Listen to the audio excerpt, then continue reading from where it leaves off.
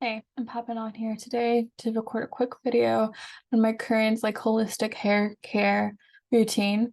So this is a new channel, but on my previous channel, I mentioned that I switched over maybe like 90% of my health care, of my body hair care. What is it called? Beauty care? Beauty care products to like a holistic thing that you can make at home, including cleaning supplies.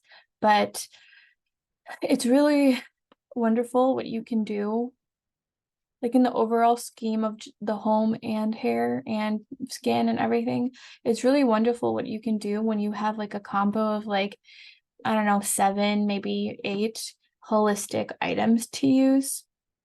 Like for house care, when you have a combo of like borax and baking soda, vinegar, hydrogen, what is it called? Hydrogen peroxide, and some other stuff. So you can create like a endless combo of cleaning products that are really, really advantageous to your health. So I've been using natural laundry soap. I know this is a little bit of a deviation, but just go with me here. Just want to really paint this example. I've been using natural laundry soap that is really ridiculously easy to make. You just combine the dry ingredients of baking soda, superwashing soda, and borax into like a little tub, 1:1:1 ratio. And then I take a capful of Castile soap. So I do like a scoop of that 1:1 mixed ratio, and then a cupful of Castile soap. And it's like the most wonderful laundry detergent I've ever used. It strips off. So I had this blanket that I washed many, many times over with classical laundry detergent, which we all know is like 90% water and 10% of it is like harsh chemicals. It's like really ridiculous that this stuff was even used to sold in stores, especially with the fragrances, which are like endocrine disruptors galore. You do not want anything with fragrances because it's all synthetic and it disrupts your endocrine system. But it's everywhere now. It's like you walk down a grocery store aisle and you can barely like stay in that aisle just because of how scented everything is. It's really gross. But it's just, and also it's just crazy that they like sell these things for like $30 a pop when the main ingredient in them is water beyond like their harsh chemicals.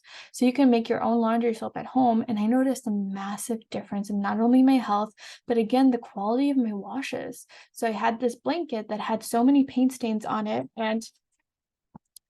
um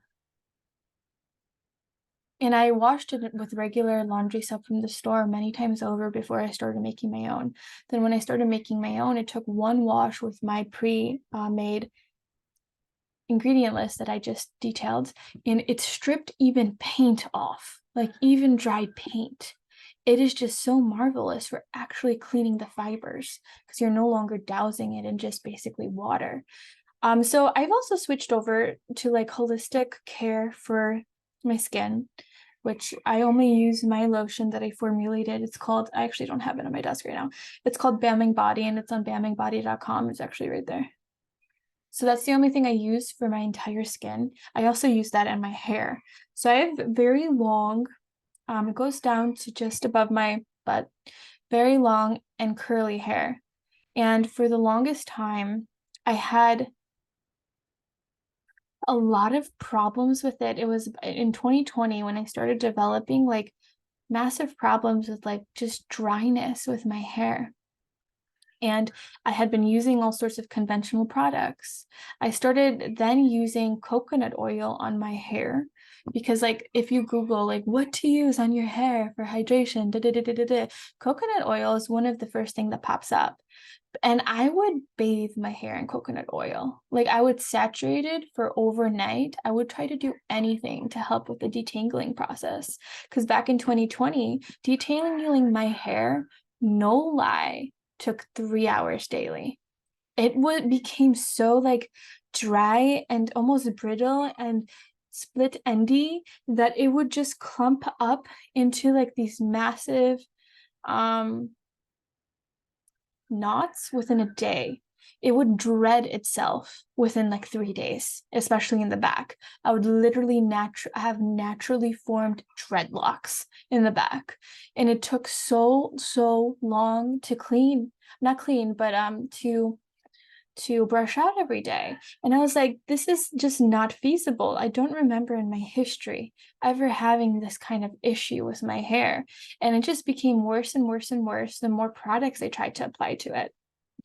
Coconut oil, I discovered through this experiment or through this like lathering of coconut oil that coconut oil is actually really terrible for your hair if you had what I had, which is proteinated hair. So coconut oil actually deposits like protein on the hair, and it makes it so much worse if what your hair actually needs is moisture and not protein. So it was making my hair, I remember this one particular moment where I had woken up, I had been saturating my hair overnight with coconut oil, and it was on a bun on my head. I woke up and I would feel into it, and it was like 3 times the amount of knots happened throughout the night. It felt terrible. It felt so almost like hay. It felt like hay. That was what it felt like. And I'm like, what is going on with my hair? I thought coconut oil was supposed to be advantageous to it. So this is actually before I developed Bamming Body, but that's also one of the reasons I even came to developing Bamming Body, because I discovered that there's very little options for what you can put on your hair that also doesn't have protein.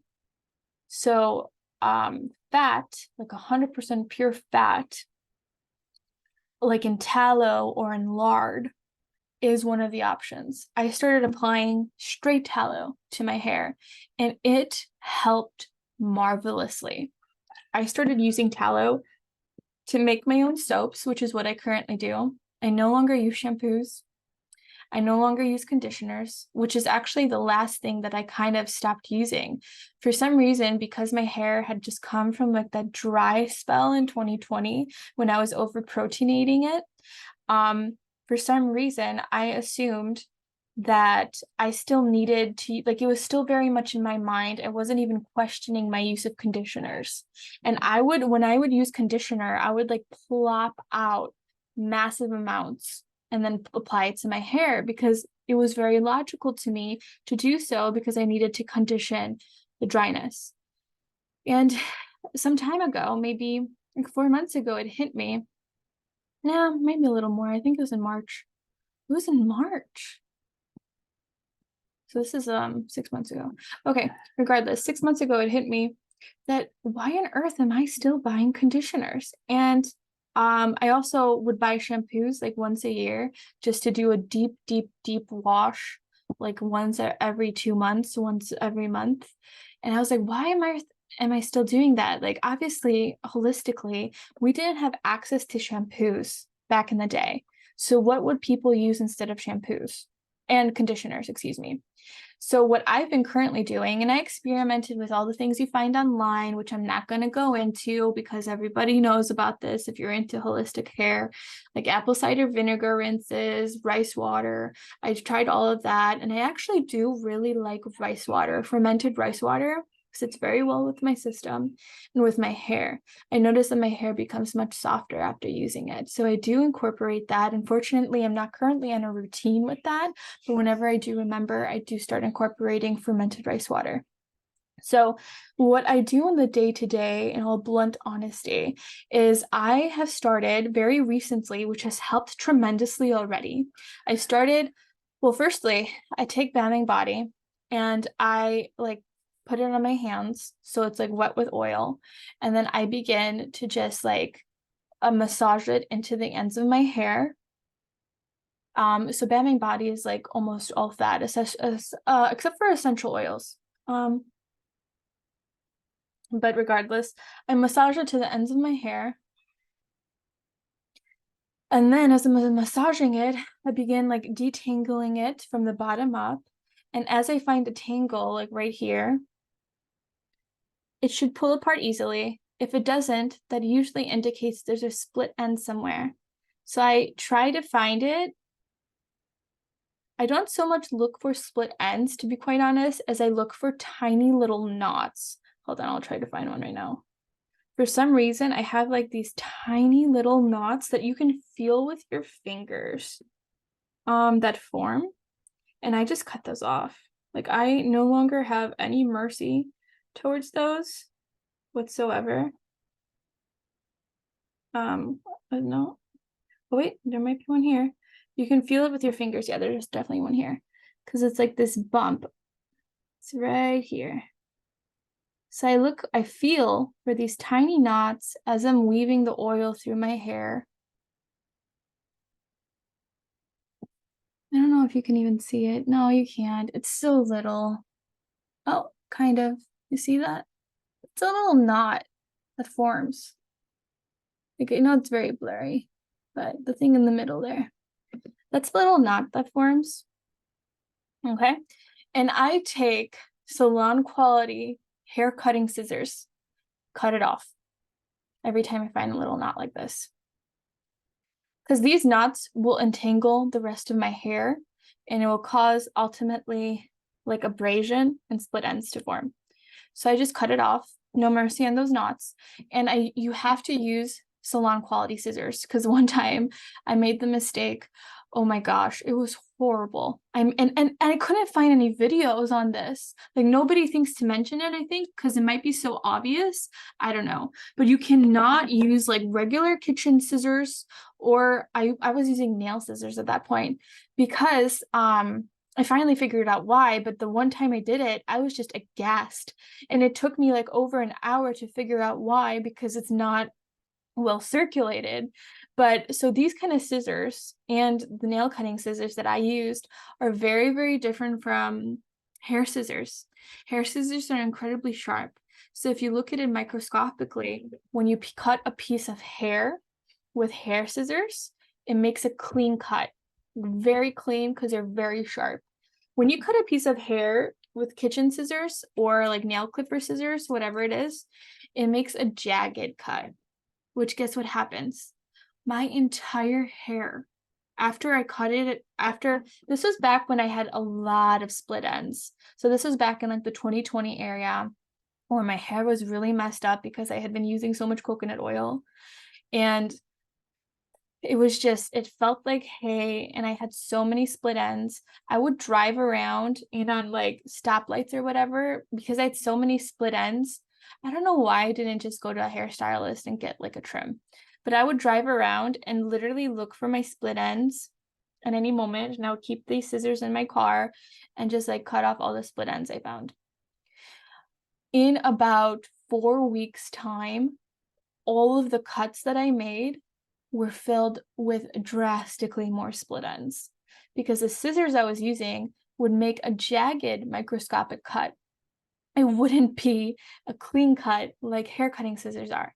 So I got hair cutting scissors, I believe, from Sally's, I think it's called. I don't visit beauty stores. Oh, I think it's Sally's. Yeah, I think it should be in Sephora's too, or online. Regardless, they're expensive. They're like $50 for like a tiny little pair of scissors. Some of them are even like 100. Regardless, it's worth it. And that's what I do as I comb like oil throughout my ends. Look for those knots, cut those knots off immediately. And then I finger comb my hair. I just do that to help me not like yank a brush through my hair. But a lot of people tell people with like long hair to finger comb their hair, because the brushes that we have nowadays are kind of shit. But the thing is, I have a Mason Pearson brush. It's like a $200 brush, and it's made from boar hair bristles. So in my case, it's not that I shouldn't be using that brush. That brush is actually exactly what you should be using on your hair. Any kind of brush that's made with boar hair bristles is what you should be using to brush your hair. None of that plastic garbage that we have nowadays. But I still like to finger brush my hair, just like because I feel knots sometimes in like the upper areas, and I just like to separate them just to like minimize the damage that forms. Because if you yank a brush through your hair, which if you do order the Mason Pearson brush, It's like one of the oldest brushes that has been made. It was like in the early 1900s, they started making it in England. It has a long history to it. If you order one of those brushes, which is like the Ferrari of hairbrushes, then you will immediately notice a massive, oh my gosh, there's two more little knots. You immediately will notice, and that's why, okay, so I love, this is actually a great example. So I was just finger combing my hair, and that's why I like to finger comb my hair, because I can feel these little knot thingies, and I can just chop it right away.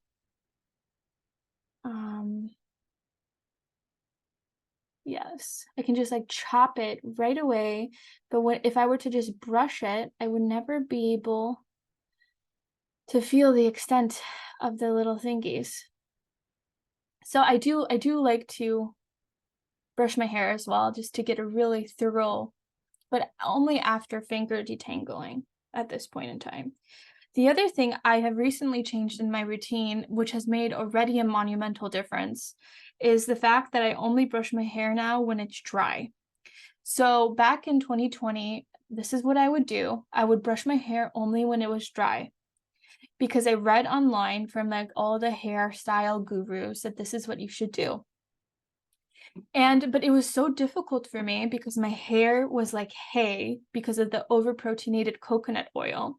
It was so hard for me. It would take me 3 hours. That is not an exaggeration. It would take me 3 hours to detangle my hair daily because of how terrible it was in its state. So I figured out back then that when I would brush my hair when it was in a wet state, it would only take me like an hour to detangle. So I started like brushing my hair when it's wet.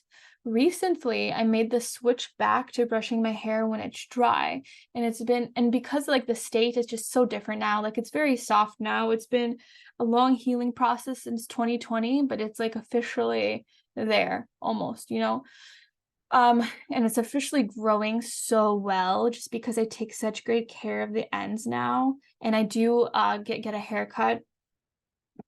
I mean, I cut my own, but like I do cut my own ends it's been a while since I've done that actually, but usually around every 6 weeks. I think it's definitely been over 2 months since I've done it. So I'll have to do that soon. But I cut my own ends every so often. And the reason why you do that, actually, hold on, let me first finish the first thought. Oh yes, I switched back to brushing my hair when it's dry, because there's something, I read this article and it made so much sense. When the hair is wet, like these cones in the hair, so they open up and they become is in a much more fragile state when it's wet, because like the hair cones open up and they are much more susceptible to breakage at that point. So because it's like pretty easy for me to brush my hair nowadays, I have switched it back over to brushing it in the closed, dry state when it is more protective of itself. Now back to why it used to deeply confuse me. Like, why, if I want to grow my hair out really long, why on earth would I be getting trims every 4 to 6 weeks? And the reason is split ends. So hair, as it naturally grows, it splits, usually because it gets dry at the end. Or if you're using chemicals, I don't use any chemicals on my hair, by the way. So if you're using chemicals, you might be in a totally different ballpark. But it gets dry in the end and starts splitting. I actually barely have any nowadays. Probably because of the moisturizer. I can't find one this entire time. So, oh, is that one? No.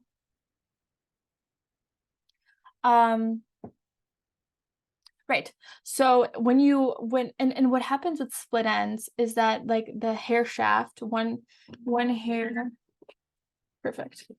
Okay. So one piece of hair at the very, like imagine this is the end of your hair. It divides into two. Okay. And if you don't cut them off, then that two splits all the way up the hair fall, like all the way up the hair shaft. It splits all the way up and it makes you have thinner hair. And then that's way more fragile. And then it usually just falls off like split. I don't know if the split hair actually gets up to the follicle before it falls off. But if you cut it, in the beginning stages, when it's still on the very bottom and it's just like split into two here, if you cut it, then that hair strand continues to grow instead of being split all the way up, made extremely thin and fragile, and then eventually just falls off. So it continues to grow. It has like the opportunity to continue to grow. My hair is officially at the length it was when I was very, very young. And it took me forever to get here because for the longest time, it would just be stuck like over here. It just wouldn't grow past it. But now with all these protocols, it just feels like it's growing and growing and growing and growing. And I even got bangs, and those are just like growing so ridiculously all the time. And it's just been great. And that's pretty much the only thing I do. I use rice water whenever I remember. I stopped using all conventional products. I also use a scalp massager a lot. Like I love using the scalp massager on my scalp. I just flip my hair upside down in the shower and I massage with the scalp massager. I use tallow ingredients when necessary. That I only wash my hair, to be honest, with soap like once a month max. Other than that, all the oils are actually quite repellent to dirt. So all the oils keep it very clean. The water rinses that I do in the shower just with water, like it just works. I do use tallow soap about once a month. Honestly, sometimes once every 2 months. And it sounds so gross to say, but if you're still coming from the sphere of washing your hair daily with like these harsh chemicals they have in the stores, if you're still coming from that orientation, then it does sound gross to say. But in truth, like this is just like hair is meant to be something that is very much accumulated like to the world. Like we can wash our bodies with just regular water and we would get the majority of things out. It also works with our hair. There's no reason to use harsh things to strip the hair of its own vitality, of its own protective oils. There's a reason why we have oils. I still have difficulties like producing a lot of oils of my own accord.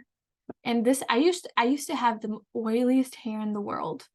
But back when I did like no shampoo, no poo, back in like 2018, it stopped oil production like altogether. And it's almost been like an oil drought now. It really doesn't produce much of its own oils.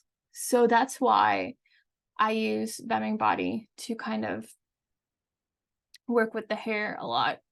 And kind of add in oils. If you naturally have oily hair, then just brushing the oils downward every day will be advantageous. And I guarantee you, after myself having personally done no poo, having come from like the oiliest hair in the world, I guarantee you that over time your hair will regulate itself.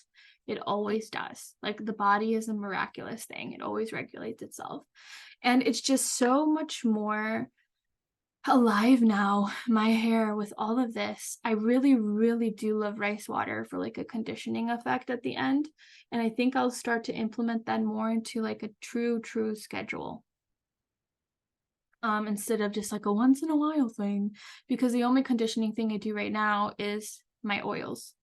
And that's always after when my hair is dry. I hope you got something from this video. My name is Yvette. This is my new channel. I would love for you to subscribe and all that juicy goodness. I love the body. I talk about the body extensively in all various forms, especially related to weight loss. So if that's your jam, then let's be friends. If it's not your jam, then I still hope you got something from this video. And I'll catch you sometime potentially in the future. If a video gets recommended to you again, I don't know, girl. Just subscribe. Okay. All right.